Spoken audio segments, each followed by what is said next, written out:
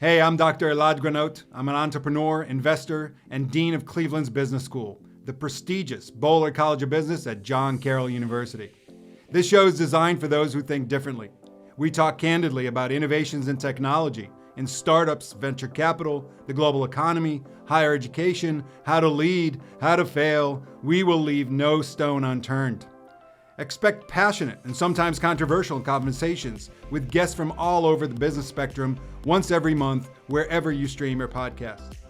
Today's episode covers leading organizations and people effectively. We will talk candidly with Lisa Codispoti, Chief Operating and People Officer at Cleveland Museum of Art.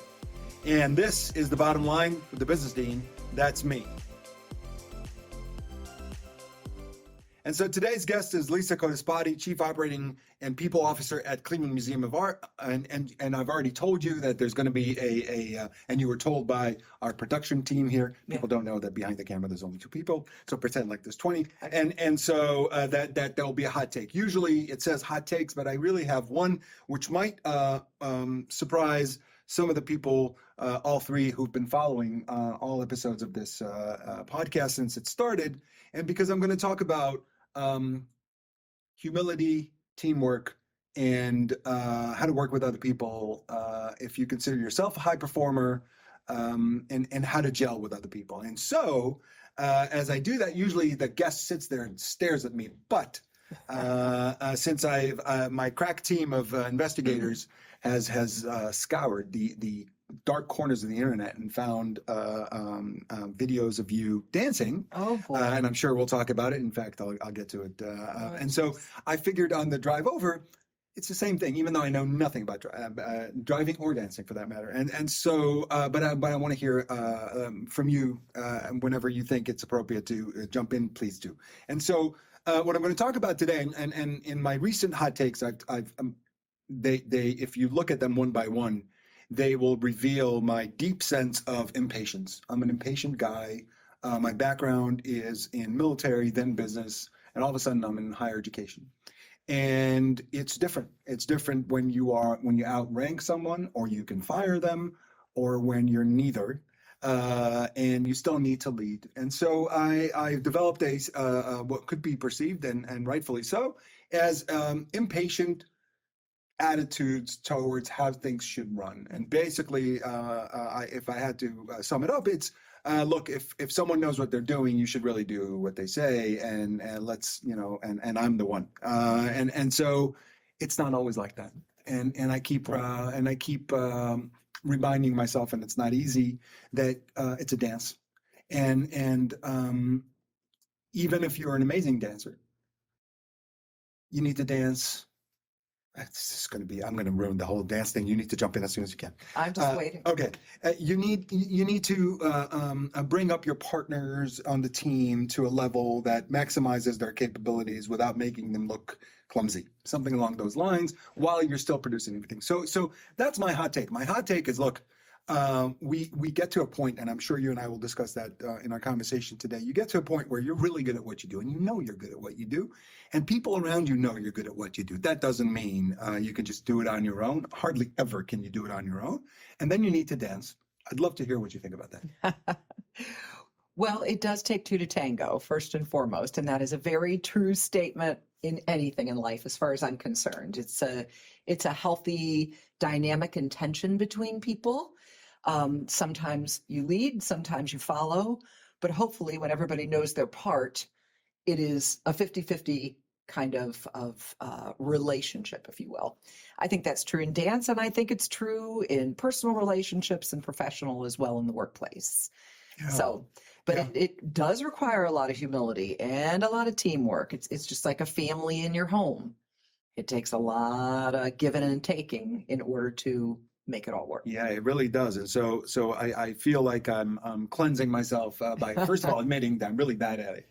As much as I try to be good, and in fact, as much as I demand that others are good at it. So I'm bordering on hypocrisy if I don't recognize it and try to correct it. So but in all seriousness, it got me thinking, right? And so perfect timing on the drive over, cleansing type of the brain of the day to day and just thinking. And so that was something that I was hoping to get a perspective from you, and I'm glad you gave it to me. So I want to confess to the process of how you're here. Okay. I saw you speak at the Boler College of Business. There was a women in leadership panel. Right. You weren't the only one there. It was a panel. Right. And I sat in the back. I remember. Wow, thanks. Briefly, I might add. Yeah, well, I'm a busy guy. I run the school. I get it. But I didn't want to disturb, so I came, sat in the back, and you made an immediate impression. And I texted Ashley as I was sitting there, got to get her on the podcast because, first of all, your background is non-traditional. Right. Your foundation wouldn't necessarily lead people to think that the foundation would produce where you ended up. I'd love to hear the story. I heard you tell some of it to our students. I'd love to hear the story of your business evolution, which really started at a place. You tell us how GE, what they thought about you and how why they hired you. Tell us the story. Go back as far as you want. All right. And tell us about that. Well, I'll try and be as brief as I can. So when I graduated from high school, I really didn't know what I was going to do.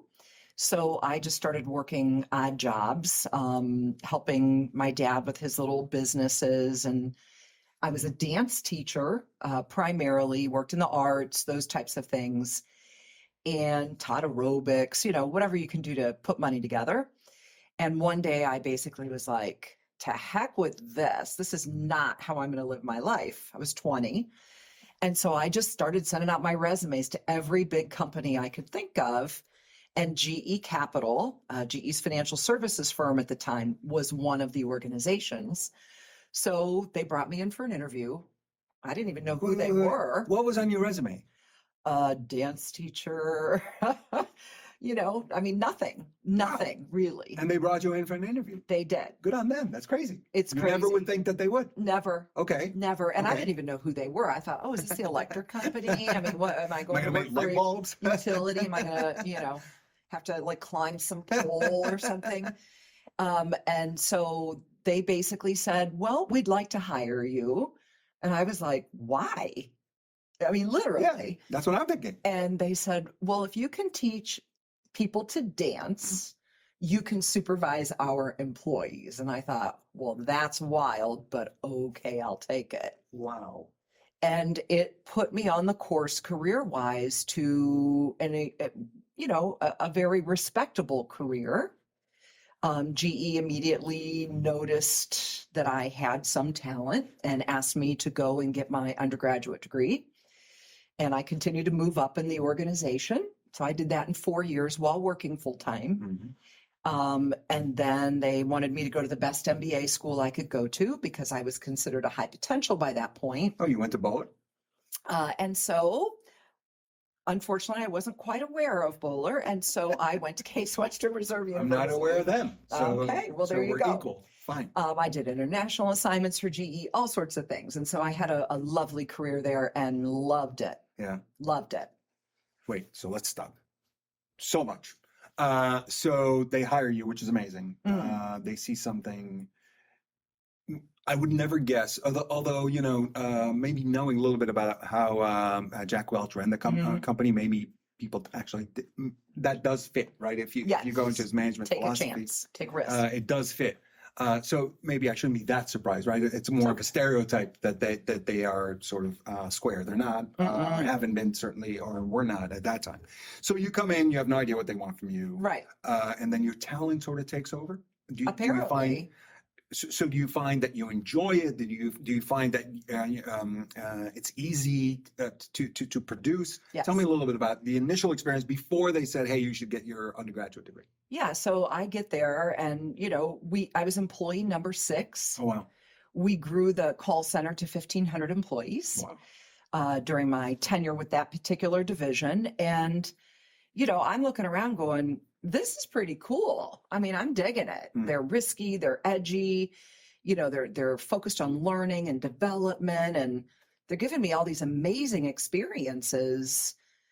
So yeah, I'm drinking the Kool-Aid big time on, you want me to get my degree? Sure. And so you went to Walsh. I went to And Walsh. you got your undergraduate degree in what? Business. Okay. And how was that? Was that the first time you ever interacted with theoretical business practices and then their applications? Well, my father had small businesses, so I, as even a little kid, would help him Okay. do his bookkeeping, correspond with people across the world because he was a international stamp and coin dealer. Wow. So we would be interacting with different governments and things like that. So I learned kind of secretarial skills, if you will, and basic accounting at home. Bare bones of a business, though. Yeah, I mean, it wasn't anything sophisticated, I assure you. He was also a fine custom tailor. Okay. And so I helped him in his tailor shop, running the cash register, helping customers.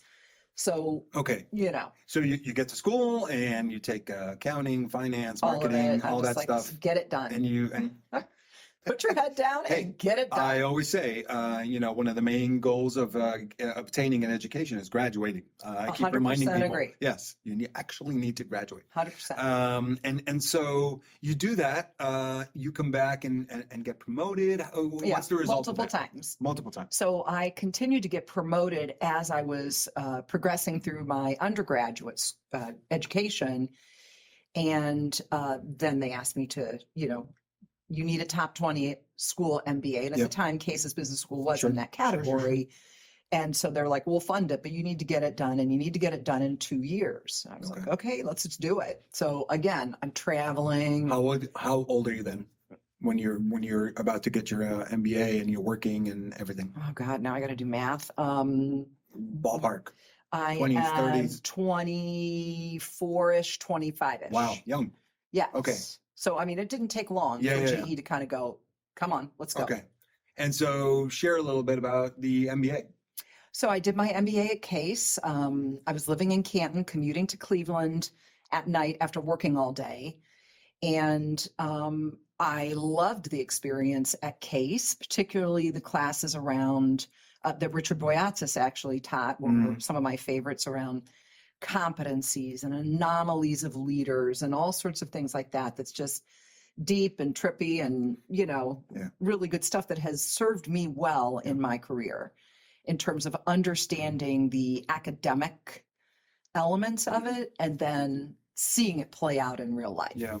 And so were you, I know they hired you for it and you were good at it. And were you always deep into the HR side of things? No. Okay. So tell me a little bit about that. I started at GE in operations. Okay.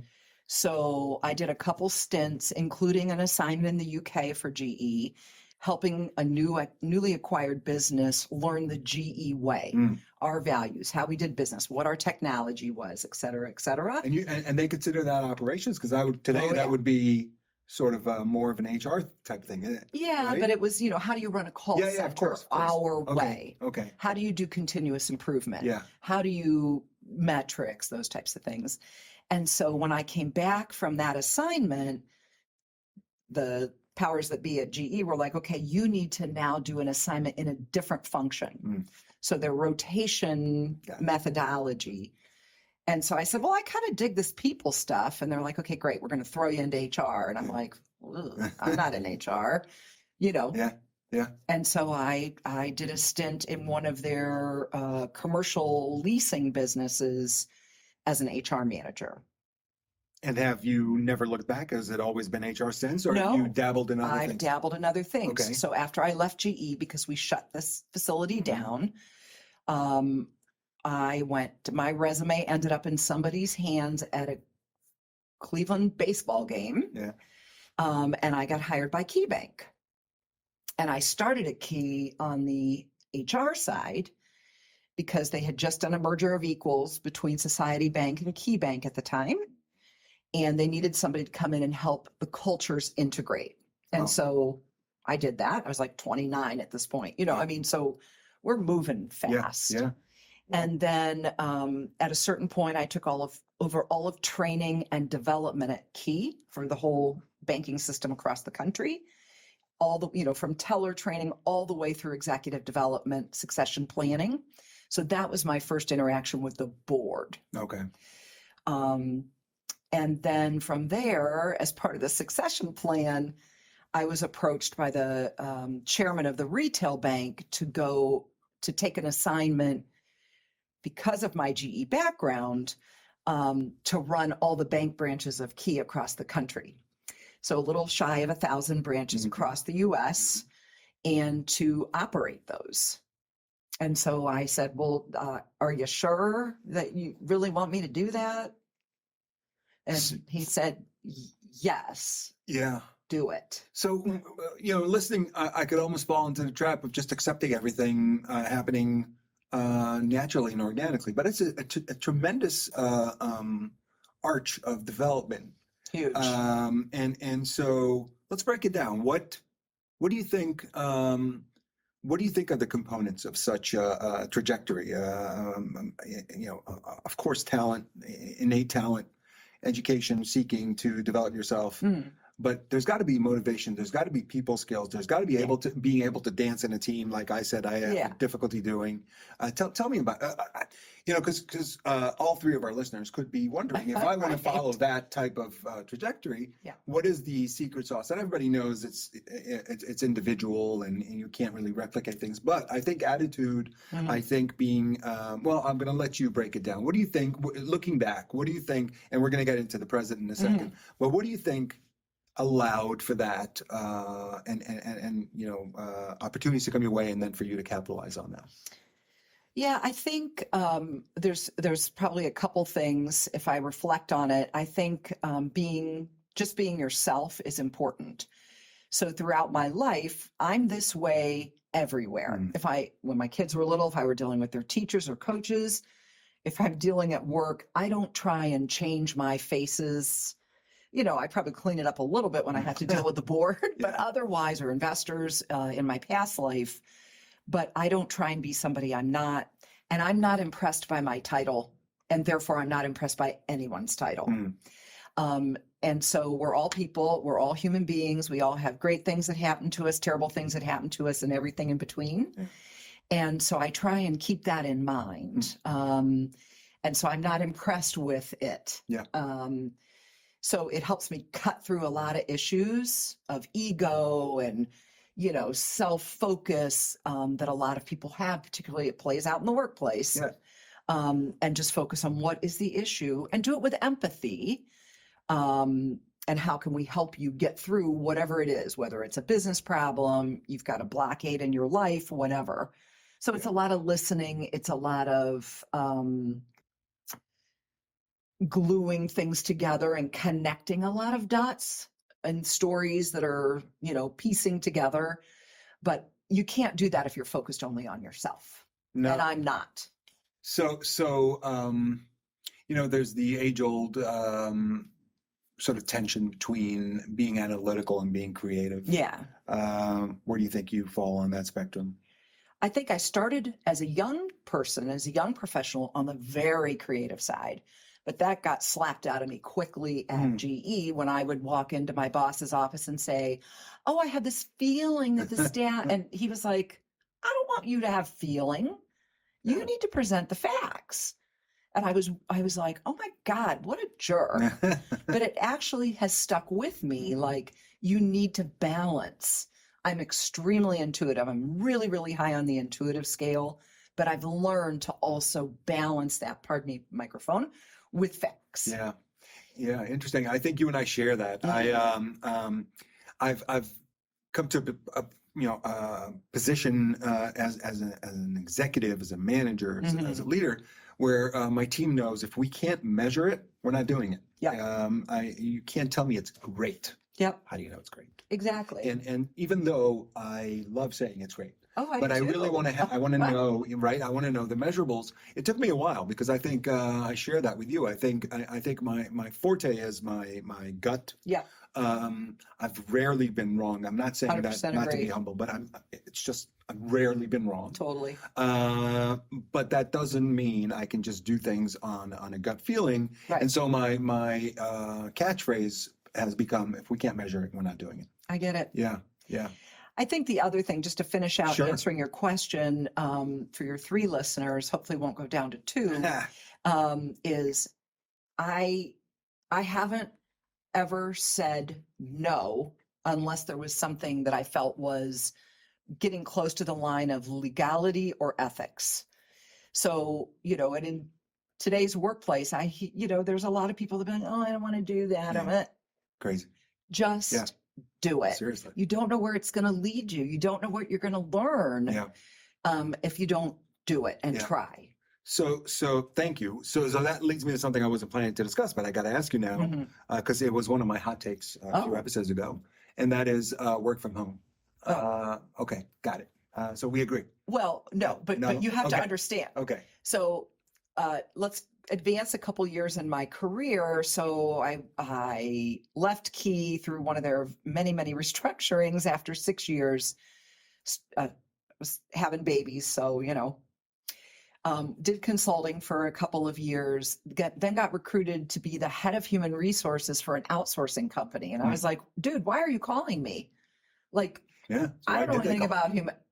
I understood their business of call centers, and I understood people, and I had a reputation for it. Yeah. So whatever, I ended up becoming the head of HR for this, we'll just say, outsourcing company. Did that for a couple of years, and then thankfully got recruited to a software company headquartered out of England. Okay. And so I got to work with people on 6 different continents. 50% of the staff didn't speak English as their first language. So, that was a superb experience. And now I forget where we were going with this, but where were we going? We were just talking about the trajectory. Oh, yeah. Go ahead. No, but you asked me something else. But now, see, I'm dreaming of being on different continents. See, this is what happens when 2 creative people talk. We're just right. And so maybe it'll come back to us. Maybe it's fine. We'll move on. Right. So I wanted to ask you. I want to make sure we get to what you're doing now. Yeah. But before that, I just want to tell you. Not only did I feel like an instantaneous connection with you when I saw you speak, and now it's confirmed, at least on my part. I'm not sure. Thank you. But you embody most of the things that we try to do in modern business higher education. And I say we, I mean me and my team. And what I mean by that is, so I come into a business school. And I'm not a traditional academic. My background is in venture capital, has been for 30 years. Okay. And so I'm a business guy running a business school. And 9 times out of 10, I get a weird look and then a sort of a question is like, why are you running a business school? Right on. And I always come back with, if I were a surgeon running a med school, you would never ask, right? That's right. In fact, if I were not a practicing physician running a med school, you'd say, how are you? And so what's the difference? And so having said that, I come in and I say, okay, what do we need to do so graduates coming out of a business school today, undergraduate degrees, certainly an MBA, but undergrad for sure, what do they need to have? And so some of the things that I put in place are exactly what you're describing. The first thing I put in place is they need to have an impact on their ecosystem beyond just their job. They need to be a part of their community, a part of their family, a part of the state, a part of the region. Sure. So they need to have that. So ecosystem impact. The second thing I said, you have to learn by doing, and you have to, and I mandated internships for every one of our graduates. Right. You cannot graduate from a business school without having practical experience. So I put that into place. These are things that I was amazed that weren't in place, right? Yeah. And a third thing I said is you got to have international experience. This is a global economy. We talk about a flat world. We talk about all this stuff, and yet you're stuck here in the Midwest. Some folks, I'm sure you know this, are in their getting their MBA in their 30s, and they never traveled outside of the country. Right. And it's like, you've got to be kidding. We're talking about all this stuff. How can you not be? And so, I emphasize international exposure, internationalizing the curriculum for the business students, undergrads, and MBAs. Good. And so we put all these things together. It's really nice to hear validation. Listen, you got to have this stuff. Totally. And so I appreciate how your story, your background sort of falls into place. It confirms, it's always nice to, Ashley knows, I love it when people agree with with me. Oh, well. And it's even better when the facts agree with me. And how about the fact that I didn't know I agreed with you? That's what makes it Isn't that awesome. awesome? Yes. Right. And so now I want to make sure we jump to the present, Yes, of unless we're course. missing something. Nothing okay. major. So tell me about what you're doing now. Right. How that connects to who you are, everything you told us now, because I'm really excited. I mean, I know the institution, Yeah. I've been there, all this stuff, but I've never gotten the guts. The inside scoop. Yes. So tell me how you ended up there, Right. what it's like actually doing it, Mhm. what are the challenges, whatever you want to share publicly with three Yes, people. I have to remember. Yes. Yes. Okay. So I was at the software company for about 10 years, and then we had a global CEO change. I helped him transition the organization, and then we executed my contract, let's just say, and it was on wonderful terms. Mhm. And so then I came back and really was just teaching at the undergraduate level at a couple universities and doing consulting again. And I got a phone call from a former colleague that is a friend who is in the executive recruiting business. And she said, "Hey, I need a mini you." And I was like, "What does that mean? I don't even know what that means." And she said, "Well, the Cleveland Museum of Art is looking for someone like you, experience-wise, stylistically, but they can't pay what you're used to being paid." And I'm like, "Why are you calling me?" Yeah. I'm coming out of big corporate environments with stock options and stocks, and I was well taken care of, and they got plenty in return for it in terms of my service. And so she's telling me about this opportunity to be the head of HR at the Cleveland Museum of Art, and I'm like, it sounds so small, 400 people. I mean, that sounds like little. And I said, "Look, just let me meet the CEO, because it's all that matters in the role of head of HR. If you don't jive with the CEO, forget it. Because you're going to have to do tough things with your CEO. You're going to have to agree with them. You're going to have to disagree with them. It's a very unique role as the head of HR Sure. for an institution of any kind. And you got to be quite assertive, but also know your place." Okay. And so I met Bill Griswold, our CEO, and I'm like, "Oh, okay, I can work with this dude. He's great. Why? World-renowned scholar, extremely accomplished, has a vision, has strategy, and we just jive." Okay. Very professional, is quite an orator. I mean, he's just very, very polished. And so met with him and some of the board members, and I was like, "Okay, I dig these people too." And then they said, "Bill wants to talk to some of the people that you used to work for." And I'm like, "Can't you guys just do the reference check?" And they're like, "No, he wants to speak to them personally," which is very rare. Mhm. And so I had to call my a former boss in Paris and another one in London, and like, "Hey, I don't know what the deal is. This dude wants to talk to you." And he was trying to assess whether or not I would have the potential to do more. Got it. And so I started so it all worked out. I started as the head of human resources, got a lot of stuff cleaned up, and then eventually took on all of operations as well, which was not a unified function before then. Explain that. So you had lots of different groups: security, facilities, customer service, just in general vernacular, the restaurant, events, the retail store, etc. So anybody that a visitor would encounter, and they were all reporting in different places. They were goaled differently, different priorities, etc. And, I was pretty vocal about, like, in other industries, consumer related as an example, you have to have a common way in which you deal with your customer. Because if a visitor is encountering 10 different employees and has 10 different experiences, that is a problem. Yeah, that sounds like an industry I know. Really? Yes. Yeah. We can have a whole other episode about that. There you go. Okay. And so he's like, "All right, I'll give it to you." And so he did. Yeah. So what I have found at the museum is wonderful people, dedicated staff, amazing. They're experts in their field, whether they're a gallery guard all the way up to a curator. Their passion for the museum and for our art is really extraordinary. We have many 40-year employees there with 40 years of tenure. Wow. Yes, and they're usually the people that are out front, which is really cool, the gallery guards. And it's a very educated workforce. So most of our gallery guards, as an example, most of them have master's degrees. So this Wow. is an extremely educated workforce. And so what I would say is, compared to other industries I've worked in, and I've worked in a lot of them, it's a more sensitive workforce. And it's the business acumen is not as high as other industries I've worked in, which is, of course, not. Yeah. We're a nonprofit. Yeah. Yeah. Again, reminds me of an industry I'm familiar with. Oh, And so my head is spinning. yeah. You understand if you are in the VC world. Well, I understand.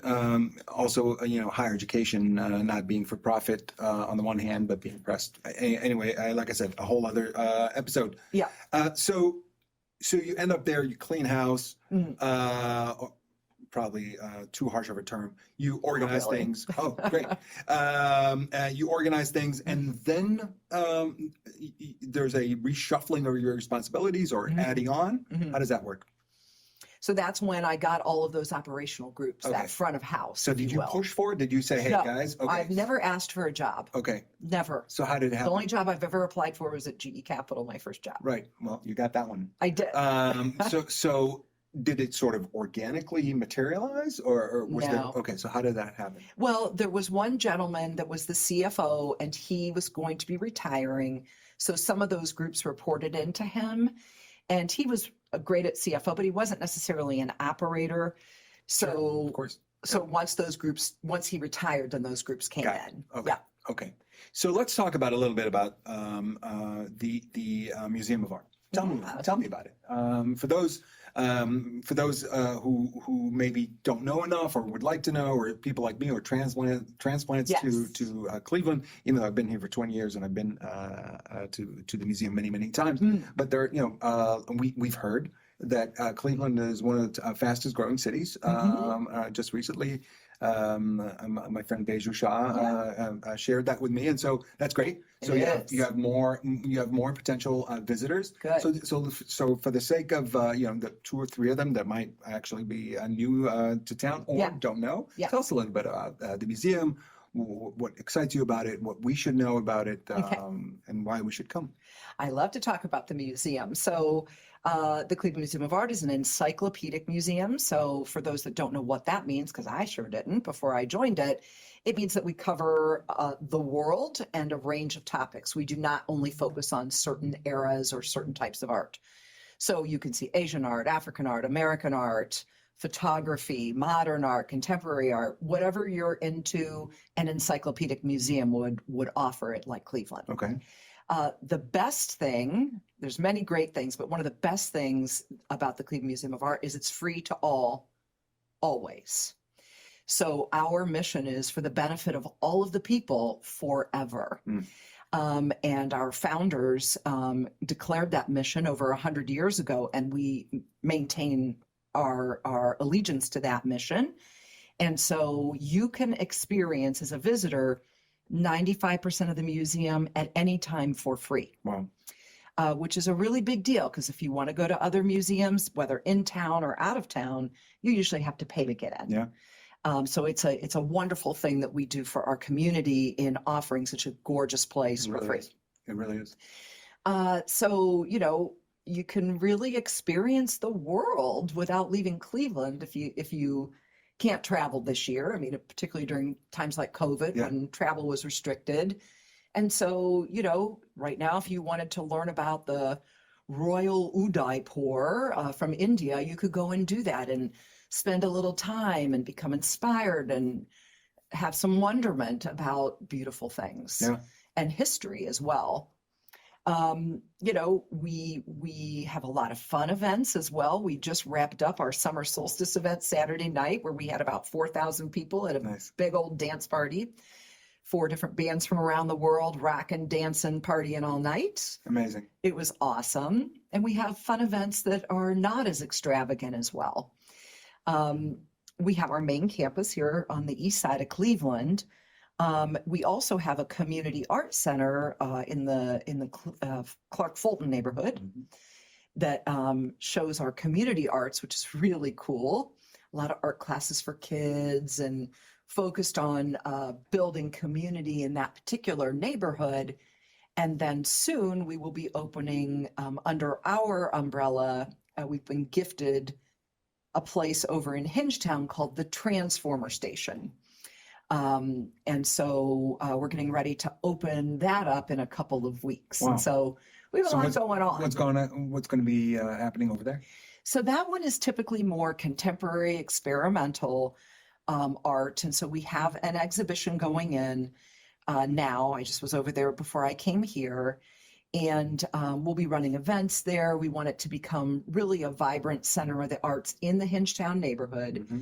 And also to experiment with musical arts and performing arts on a smaller scale than we do in the main museum. Yeah.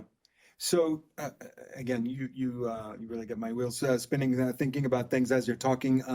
One of the things I mentioned to you, some of the things that I put in place when I get in. One of the things I didn't mention was I put in a really strong emphasis on technology. Yes. And the reason I'm doing that is it's everywhere. And if we don't do it, I'm doing my students, my graduates a disservice. However, that doesn't mean that I am looking to minimize, replace, or cancel our liberal arts foundation.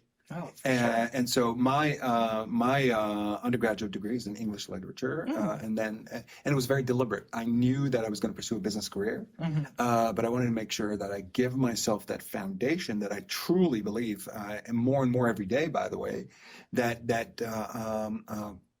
people need for themselves, for society, but also for business. And however, no longer is that sufficient. If you are a well-developed, intelligent person who has a strong liberal arts foundation, and you don't know AI, and you don't understand blockchain, and you don't know what fintech does for you know, I got a problem, and you're going to have a bigger problem. And so I put that in place, and I always put an asterisk next to it, saying this is to augment the liberal arts core. Yes. It's not to replace it. Right. And so, you know, I'm getting the high sign, so I want to make sure I give you the last word. So I hope you didn't suffer too much. I didn't suffer. Thank you. And I'd like for you to maybe give us some final thoughts. But before you do that, I'll give you my final thought. My final thought is I need to find a way to integrate what you do with what I do. I think it'll be awesome. I'm all game for it. I don't Love know what new it'll stuff. look like, I don't. but I think all it right. would be awesome. Art, business, I cannot imagine a better. And of course, to me, it makes sense. Entrepreneurship is the engine of innovation. Entrepreneurship is all about creativity. Yeah. And so, you know, you get these hardcore engineers, but if they don't interact with design thinking, with art, with sort of a liberal point of view, from a liberal arts point of view, I think we're missing something. And so I'm going to take homework as the dean. I'm going to assign. I usually assign homework when I assign myself homework to think about that. Yeah. Those are my final thoughts for today. I'd love for you to share with us maybe a final closing thought. Well, first of all, I'm all game for that, because we do that actually with various disciplines within CASE, for example, where we bring the medical students on site to look more closely, think more deeply than just your technical components of your job. So I'll wait to hear from you on your homework. You will. But, you know, I think that it's been a great conversation, and I appreciate being invited. And, you know, I think the best thing that any of us can ever do is just be ourselves, and the rest kind of takes care of itself. Yeah, sometimes it works for me. Sometimes being myself doesn't, but at least you know what you're getting. There you go. And so, Lisa, thanks so much for Thank joining me you. today. It's been a pleasure. I knew it would be. Oh, thank you. And we're looking forward to interacting with you I'd love at it. the museum, at the school, Please. and in the city. Thanks again. Thank you. Hey, so thanks for joining us for The Bottom Line with the Business Dean.